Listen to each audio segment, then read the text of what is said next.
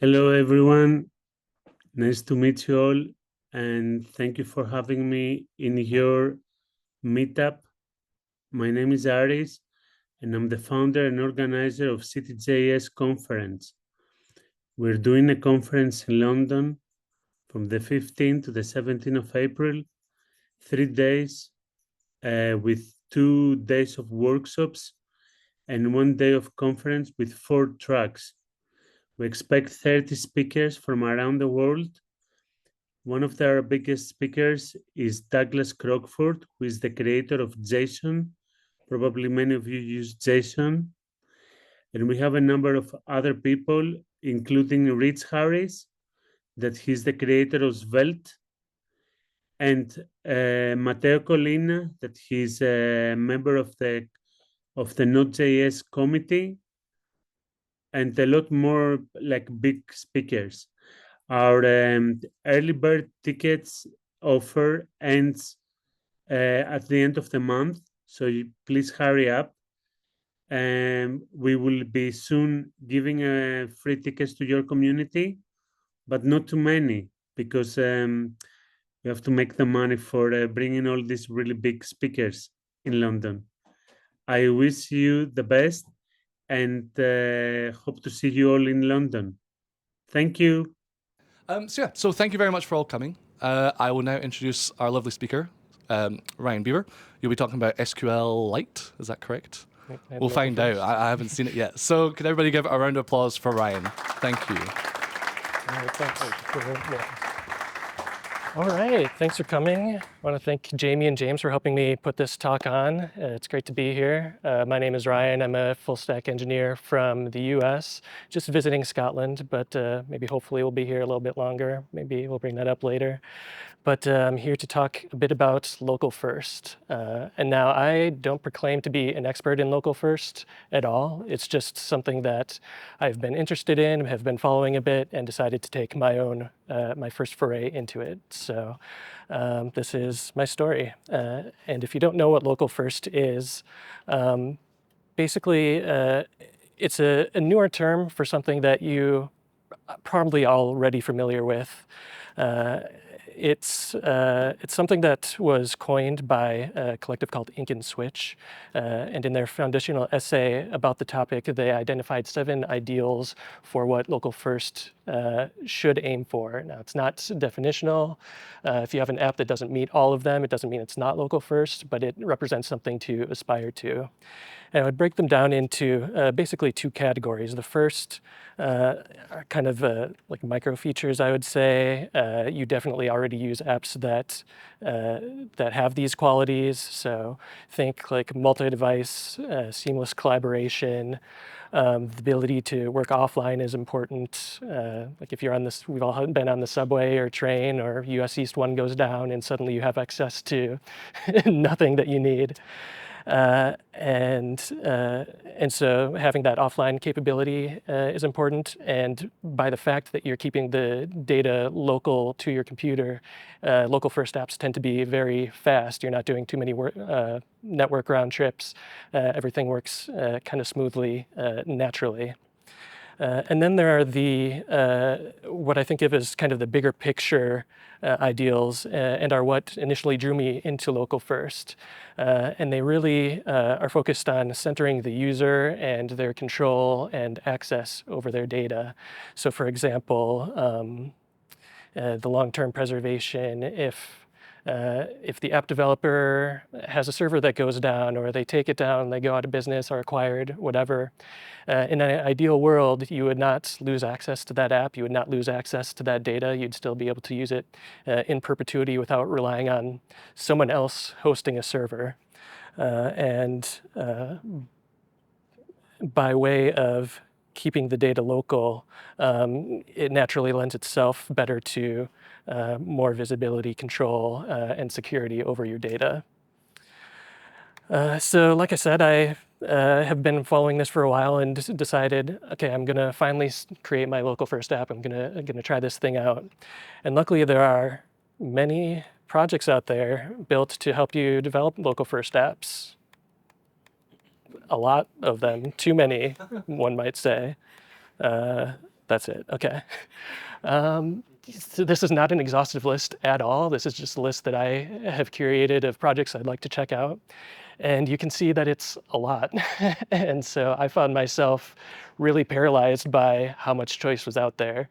And when it came to actually start developing with something, I decided this is a bit too much. I'm a smart developer. I ought to be able to figure out how to build a local first app from scratch myself. How hard could it be, right? So that became my new plan. Find the easiest, quickest, and just dumbest way, whatever way I can think of, to develop my first local first app. Like if I had a client who needed this app tomorrow, what would I do? It's kind of my line of thought.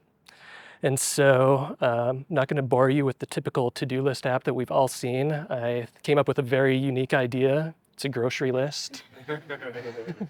It's different, believe me. Or don't. You already know how it works. I don't have to explain it. And I decided to keep the scope as tight as possible. I wasn't going to worry about like users and authentication and that sort of stuff. I'm really just targeting 2 users, myself and my fiance, one list, and minimal functionality. And so that out of the way, I started thinking, I thought, okay, local first. I should start local then, right? I'll just develop an app that works locally, not thinking about the remote component, kind of just as simple as possible. An app running on my local machine with a SQLite database, also persisted locally. And then from there, what if I brought it a little bit more remote? What if I moved it to like another drive on my local area network or something? Local is in the name. It's still local, right? And I could mount that drive locally, still run the app in basically the same way, but there's also, like it's on a network now. I can access it from other devices on that network. And believe it or not, I actually thought this made sense for a moment, but you can kind of see that where do I go from there? This is kind of a dead end. Like if I'm at the grocery store, where's my data? It's not here, it's at my apartment. So that ended up being a dead end, but it got me thinking about the problem, and I realized that to benefit from local first, to achieve the goals that I wanted to get from it, it really meant being able to perform reads and writes locally on each device that has access to the data. But then the problem is, with all these databases floating everywhere, diverging writes, how do you bring them back together into a consistent, coherent snapshot? And that led me to the conclusion that it's about syncing. I think that is, if not the major problem of local first, one of the big problems to solve. And this is not something that I made up out of the blue. It's not a unique realization. The community has kind of been converging on that. There's a sync conf in San Francisco tomorrow, actually. You should leave now if you want to make it. But I realized that I should be thinking about sync. So I have these multiple databases out there with their own competing forks, and I have to come up with some way to merge them together somehow. I have to merge these forks together. And you might be thinking what I was thinking. That sounds familiar, sounds a lot like Git. And so that was my next idea, is I'm going to base my sync algorithm loosely on a Git rebase. So I'll have my local changes, I might have some changes on the remote to pull, and somewhere in there I'll figure out how to resolve conflicts. Yeah, right. So this is the schema I came up with, very bare bones, very simple. So on the left we have the application database, the actual data used by the app itself, just one table, just a list of grocery items, very straightforward. And then in a separate database, we have our operations, or you can think of them as commits in the Git analogy. And I decided to, instead of storing like raw CRUD operations, I'm storing more semantic operations. So think like there's an add operation, there's a rename, there's set checked for when you check something off the list, etc. And each of those operations has their own, has a payload that is stored as JSON in the database. So if you picture kind of what this looks like, at least on the client for now, so imagine I've been using the app, making changes. Oops, sorry, I shouldn't walk any further. There's some data that's already been stored and committed to the database, and that's represented in each database as the operation log, the list of operations, and the state that the app database is in, you can kind of think of as the head in that given analogy. And as I use the app, I'll add operations.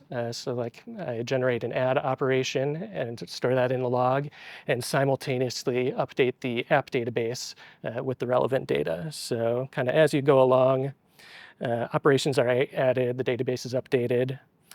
And so that represents the client side. And then the hard part is the syncing. So I'm going to show you the rebase algorithm that I initially came up with. You don't have to worry too much about understanding what this is saying, but I just wanted to call out sort of the basic outline, which is that we start out by looping over any local operations that haven't yet been committed. For each of those, we loop over any remote operations that are being pulled. And then in the middle is the resolve conflict, which is really the heart of the whole operation. It contains basically all of the business logic. And it's a pure function. It takes in just one remote operation, one local operation, and decides, given those two, what do we want to do? The remote operations I consider to be set in stone. They've been committed and don't want to change those.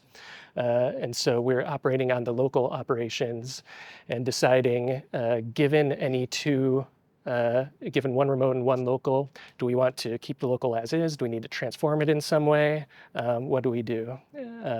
And that's how I decided to kind of take the problem and make it kind of more bite-sized. So to visualize this, we have our client and we have a server, which someone else somewhere else has pushed a couple of operations. And to perform our sync, we set aside the local operations, store those off in memory somewhere, and revert the database back to the state it was at the time of last sync.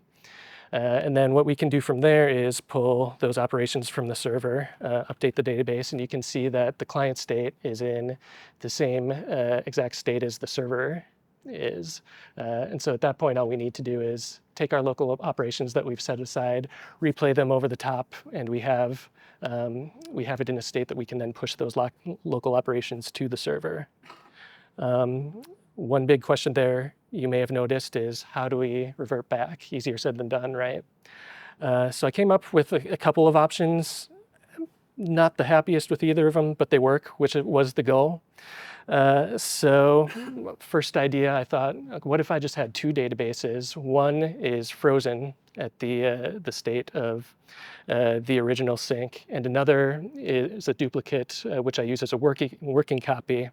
All local writes and reads will happen there, and then when it comes time to sync, we throw that away, keep the local operations, like I said, but throw the rest away, pull the server operations onto the original copy, and then duplicate that again, and so on. And I think that would functionally work, but isn't the best for reasons that I probably don't need to really get into. So I came up with the second idea, which is to make the operations reversible. So in addition to having to keep track of the data necessary to apply an operation forward, each operation also has to hold enough data to roll it back to what the database originally stored. And so, I'm sorry.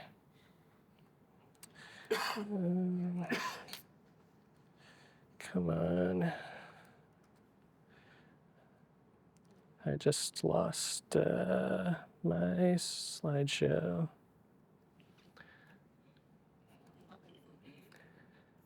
Sorry.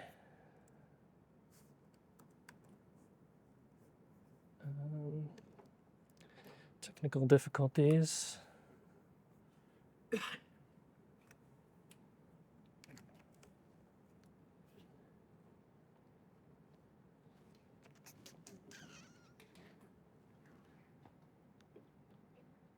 Okay, there we go. Yeah, so that's one example. You can see that it has the new data and the original data from the database. I picked one of the nicer ones. Some of the other ones get kind of ugly, but it works. So I pressed on. So if we take a look and visualize kind of what that rebase algorithm looks like then, imagine we've pulled from the server and now we can loop over each local operation. And this is kind of the happy path, right? We have two adder operations that don't conflict at all. Great, we can move on. Again, no conflict here. And so we can apply that to the database and move on to our next local operation. Once again, no conflict, looks good. And then we get to here, and one of the requirements that I decided to implement is uniqueness of items. There shouldn't be duplicates at all in the database. So this represents a conflict. We need to figure out what to do with it. And so if we think about what the final state of the database should be after applying this, it's a pretty subjective question. There are a few options. This is not an exhaustive list, but we could decide that they collapse into one, so then there's only one crisps left. We could rename one or both of them so that the conflict is gone. We have crisp 1, crisp 2. We could attribute them to whoever added each item. And with any of these, we could either resolve that conflict silently, do nothing, just commit it in the background, or alert the user that, like, hey, we have this conflict has been resolved for you, but you should take a look to make sure that your intent has been correctly captured. And you could imagine maybe we pause the rebase and force them to resolve the conflict. I opted to not implement anything like that. I just went with option A. So we're collapsing those items into one. And the way I accomplish this is the resolve conflict function decides, okay, we have this pair. We're just going to throw away the local crisps and keep the original one that's already been committed. Great, problem solved. Until we get to this rename, and we'll notice, wait a minute, this is operating on item 119. We threw that away. That doesn't exist anymore. So this operation is now invalid. Unfortunately, due to the nature of the resolve conflict function, it doesn't know about anything that happened earlier in that rebase operation. What do we do here? There's a problem with the algorithm that needs to be solved. So what I ended up doing is setting it up so that a context object could be generated at the beginning of the rebase and passed to each successive invocation of the resolve conflict so that it can save some information that it may need later down the pipe. So you see with our double add here, we drop the local operation, like I said, and then we say, in the future, we're going to map ID 119. That is now dead. And anytime you encounter ID 119, instead it should be 92. And so later when the resolve conflict gets to that operation, it decides, I can't just pass this through unmodified. I'm going to switch this over to 92. And so that works. It worked for me. There are other examples of conflicts that are a little bit trickier, a little bit nastier, but this general algorithm ended up working, so I was happy. And then comes the easy part, actually implementing the thing, and it really was easy, so I'm just going to breeze right through it. Start out with a local version of the app, pretty simple. Add a second list to the front end, so instead of bothering with a server right up front, I thought the problem I really want to solve right now is just the sync. I'm going to focus on syncing two databases locally, not worry about the network. So then from there, I was able to implement the sync algorithm. We have our nice little cloud, and when you click it, they're both in sync. Yay. So from there, I was able to scrap that fake server, make a real server using an Express backend. This was also pretty easy because all that logic already had been implemented on the front end. It was kind of just copy and pasting from the front end to the back end. And it's implemented as just one sync endpoint, which supports both the pushing of any local operations and the pulling of any operations that may be available on the server. Step 5 is making it real time. So up to this point, we had a manual sync. I wanted real-time updates, and so I implemented that using long polling. If you're not familiar with how that works, basically, I just added a polling endpoint, which the client will hit, and then when the server receives that request, instead of responding right away, it will wait, and it'll watch the database to see if anything changes. If it does change, then it'll respond with this has changes true, and the client knows that it needs to hit that sync endpoint to perform a sync. Otherwise, if 60 seconds goes by and nothing happens, it responds with has changes false. The client does nothing except continue to hit that endpoint. And in doing so, it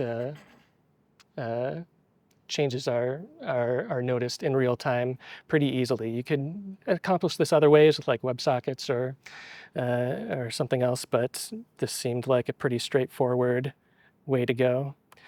And then finally, I made it multi-tenant. I know I said I wasn't going to do this, but it was, again, pretty easy to tack on. So instead of having just a single SQLite database, we now have databases per list. So I added some UI on the front end for creating and managing lists. And then those endpoints, the sync endpoint and the polling endpoint, instead of operating on just a single SQLite database, they take as input an ID, and it maps cleanly to its own database. So again, pretty straightforward. The final stack ends up being front end built with Vite and Solid.js. Solid is just yet another JSX front-end framework. It's pretty cool if you haven't used it before. SQLite in the browser using WebAssembly and OPFS. OPFS is like a virtual file system in the browser. It works pretty nicely with SQLite, which is cool. Offline capability using service workers, and luckily since I was using Vite, this ended up being kind of plug and play using Vite plugin PWA. There are many things that you can tweak with it, but by simply installing it and letting it run, it did basically what I wanted it to do for my MVP. And then, like I said, backend built with Express, and then I deployed both the front end and back end with Docker and Fly. So it is time for a little demo, and actually this is possibly less a demo and more a load testing exercise, because I've never done this with more than 2 people. So let's see how this goes.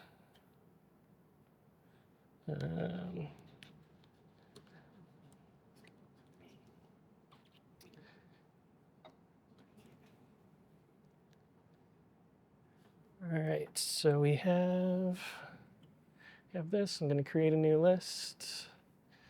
Create. And instead of spending too much time on this, I'm just going to share with you. And if you scan that, you can open it up on your phones, and hopefully it will not blow up. Remember, we are recording, so add nice things to the list. Be polite. It works in Firefox, by the way. Oh yeah, that's my primary browser actually. So hopefully it works in Chrome.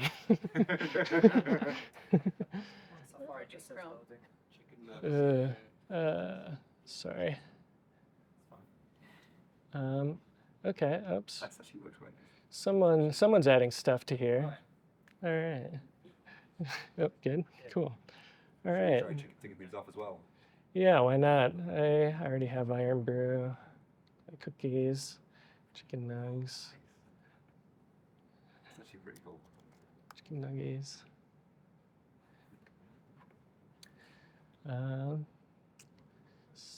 So yeah, this seems to be not falling over. So I'm happy about that. All right, so I'm going to move on because I think we're close to time. Okay.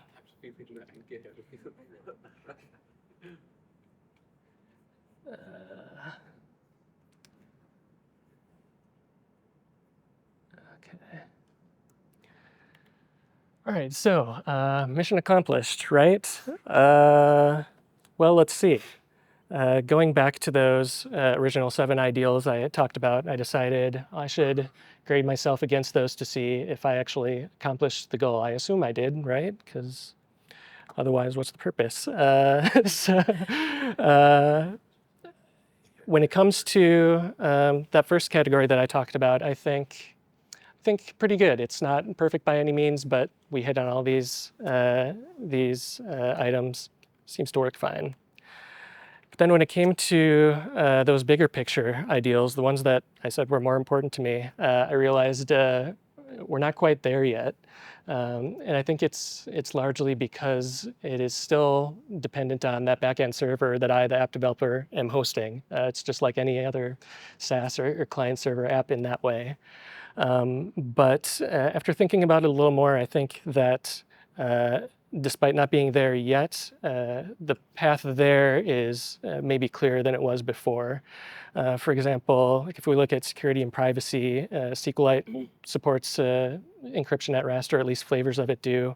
Theoretically, you could kind of tack on end-to-end encryption without too much fuss, theoretically.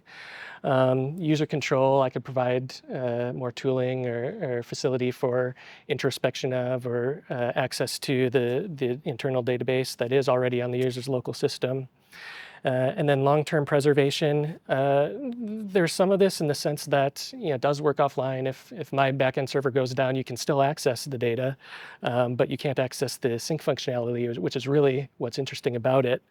But something I noticed is that the client is very smart. The server is pretty dumb, relatively speaking. And so that makes it, at least in theory, easier for someone to host their own backend. And you could also imagine in the future, maybe we would have some sort of generic sync servers.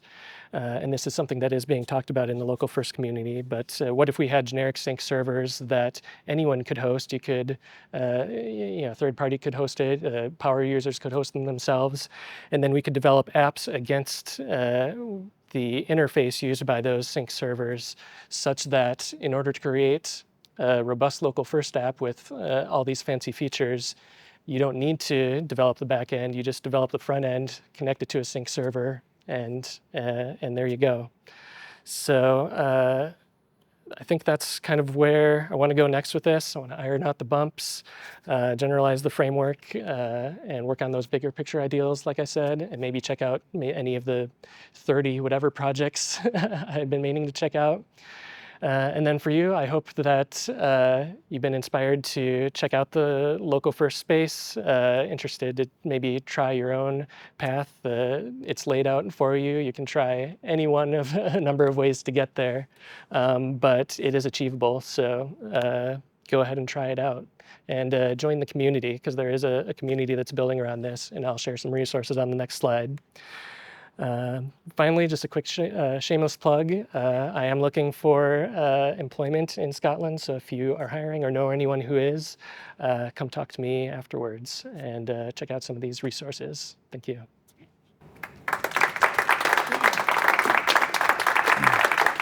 Very nice.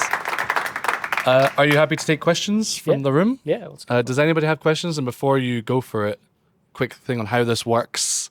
The people who are at home listening on the recording can't hear you unless you talk into this, but this is not actually going to come through the speakers. So it feels a bit silly, but talk into this thing. Who is first? It's you.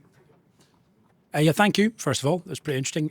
Local first is something like as a concept I could think of, but I'm not aware of a community, so any resources on that would be welcome. Obviously, you can follow these, but if there's any more to know, do let us know. The thing I was curious about was Crisps 92 and Crisps 119, I think it was. Are those different crisps? Because I noticed you said Induja, like, and if your girlfriend likes cheese and onion, you like salt and vinegar, are you swapping out her crisp and go like, no? Because if it's changing it for one set of crisps, I was a little worried that you're going to get home with Induja crisps in your mind, but she's gone like, no, I added mine, which wiped yours. So they get called 119, but actually they're the ones I like, you know? Yeah, and that's where the Because I just noticed when you're like swapping out, like it was non-specific. So exactly, yeah, no, and that's where the subjectivity comes into it. I think, like, if I were to make a framework out of this, I think that resolve conflict function is not something that the framework developer should decide for you. I think it's something that you as the end developer would want to decide for yourself. Maybe if you're the developer of the app, you decide, well, actually, the way Ryan did it doesn't make sense. I'm going to resolve that differently.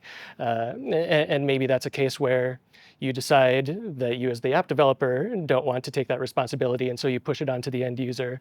It's all very subjective, I think. I noticed you were syncing the list specifically. You weren't syncing the whole set of lists. So you could have it like list specific. But I guess I'm just worried that, like, I've had flatmates, I've had relationships where like you have like a passive aggressive mini war over which ice cream we end up buying or whatever, and I just thought that might facilitate that if you're not careful. Totally, yeah, and that's Customer feedback. I have really specific crisp needs. I'm just saying, you know. I agree. Can I clarify on your architecture? The client has its own database, but the server has the authoritative database? Yeah, that is a design decision I went with, is that the server is authoritative in this case. I could see why you may or may not want to go that direction. Could theoretically do maybe some sort of P2P version of this, but yeah, having a centralized server is just a design decision that I decided to go with. Did you think about what it would look like if you could do a peer-to-peer sync? It's not something I thought deeply about. I think that I think that the sync algorithm would kind of work in a similar way, just so long as whatever peer you're syncing with shares the same root commit, or if you're syncing from the same base, I don't see why it would work too much differently. But yeah, it's certainly an interesting idea.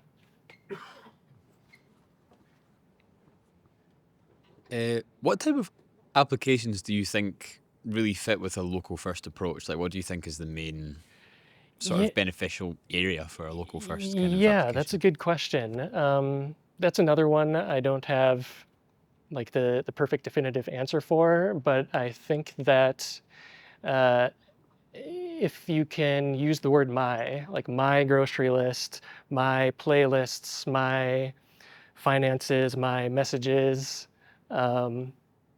if it's concerning your own data or the user's own data, I think in an ideal world, your data would be local to you to the extent possible.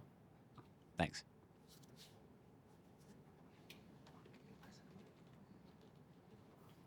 Thank you. Hi. I was wondering how the offline functionality works when you've got the app hosted. Because in my mind, local first, I was thinking of like a Mac app, a Notes app with an SQLite database in the file system. So. Oh yeah, totally. No, I mean it certainly could. There's no reason that this concept is constrained to the browser, but to speak specifically to how this app works. So there's something called service workers in the browser, which I actually learned about like 2 weeks ago. I thought it was the same as web workers. It's not. And it allows you to intercept fetch calls, and in combination with I can't remember what the exact name of the browser API is, but it's like the cache storage API or something. You can store all the assets, the app assets, the HTML, CSS, JavaScript in a cache such that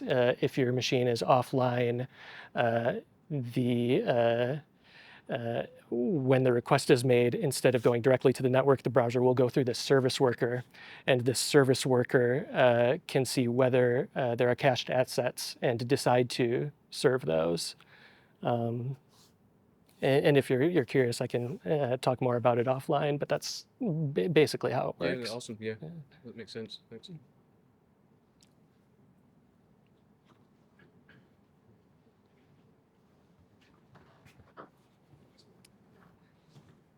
Do you actually use it?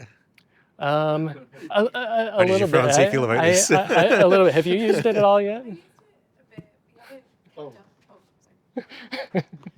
We haven't kept up using it because we had a grocery list that we used through the Notes app for like the past 8 years we've been together. So Also, it wasn't actually deployed till like a week ago, so.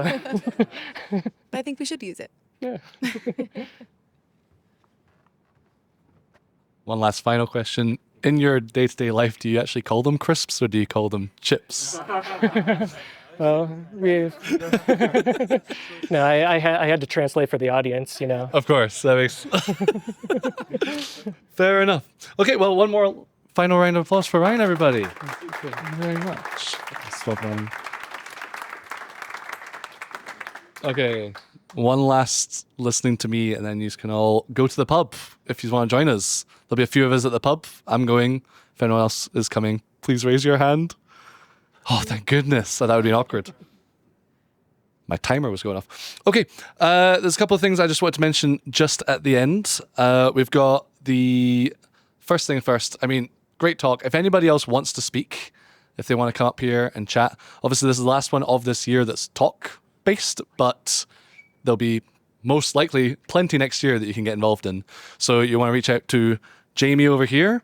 You can do that via the Discord, which I mentioned at the start, which you can find through the QR code here. And you can also join the Patreon through there as well. I'm on the Patreon. I think it's a great way to like support you guys and encourage more GlasgowJS in the future. And probably the other ones, EdinburghJS, etc. What is Patreon? Patreon is an I was not ready for this question. Patreon is like an online sort of membership group where you can subscribe to a group or a person. So Glasgow Scottish Technology Club, isn't it? I could give a rundown. Do you want to actually do it? That's so much easier.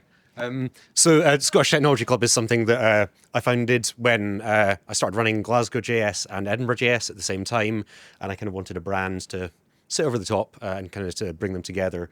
So every Monday I produce an email bulletin. I scrape Eventbrite and Meetup and Luma and wherever.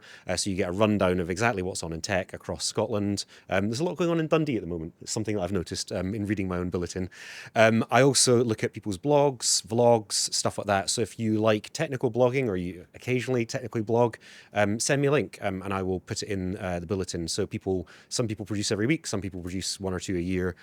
Whatever you're writing about, I think it's interesting. I think it's nice to share these things in presentations or whatever. So give me a shout if you're doing that. The Patreon is to help us run the groups. So obviously CGI are sponsoring tonight. They've paid for the drinks and pizza, but there are Meetup group costs. There are like email server costs for sending out the emails and so on. And whenever we don't have sponsors, I end up paying, so it's nice to have some income to cover that as well. So, you can contribute as little as a couple of quid a month, and that just helps us kind of run the group. If you're interested in speaking, Ryan actually got in touch with us via our Speaker Launchpad program, which James there is running. So it's just an easy way of kind of getting in touch and saying, hey, I'm thinking about doing a talk. It's maybe the first time you've ever done it. And we will help you by giving you feedback and, helping you come up with a topic or whatever you need in order to get you in front of an audience. And I think this is quite a friendly audience. It's quite nice to come up and do stuff. So if you've got any questions, you can find me in there. You can find me on LinkedIn, wherever. That's what Patreon is. That's what Scottish Technology Club is. Back to Kelsey. That was so much better than making me do that. Okay, just a couple more things on the list. There's also the mentorship part of the website as well. I am a mentor on there. It's risky. But if there's plenty of other mentors on there if you don't want me. But if you're looking for jobs or if you just want to chat, everybody has like a little bio. So my one mentions the front-end development stuff that I've done, the talks that I've done at GlasgowJS in the past. So, yeah. That's a thing. The pub that I briefly mentioned at the start, we're going to the Weatherspoons, just like kind of across the street. It's called the Society Room. it's a place. It's really nice. Normally we kind of go quite in deep. So if you are like looking for us, we're not like right at the front of the place. We're right at the back is what I'm trying to say, Alan. The other thing that I have, there is one more event. What's that? Can you tell us why? Why do we go so far deep into the pub? I don't know, actually. Whenever I have joined everybody at the pub, they're always right at the very back. Somebody might go in and they might not find us. Easier through the window. I don't know. I don't know. Come find us in the pub and ask us. How about that? There's one more event on the Meetup page for this year, and it is called Planning for Spring 2026. And that is more an online call where we'll kind of just be talking through what the plan is for then. So if you want to like give some input into what you want to see for GlasgowJS and the other meetups next year, join on to that. That's on the website. And like any sort of help that you want to do in terms of like venues and stuff as well. The only reason we're in here, like I just know Jamie from coming to these meetups, and he mentioned a while back about venues and stuff. And I was like, I could ask the company that I work for. They've got this little funky thing. And my company said yes, they offered to pay for pizza and drinks. So it was actually really cool of them. So if you work for a company that does something similar, or you go to a co-working space that seems to do stuff like that, or anything like that, feel free to get in touch with Jamie. I'm sure he'd appreciate it. I'm sure my company will hopefully do more, but obviously I'm not in control of that. Somebody else is. So it'd be quite cool to get as many options for Jamie as possible. And with that, I'm not going to open my phone again, but I think we're done. So thank you all for coming. There's a couple of pizza left. Thank you. See you at the pub.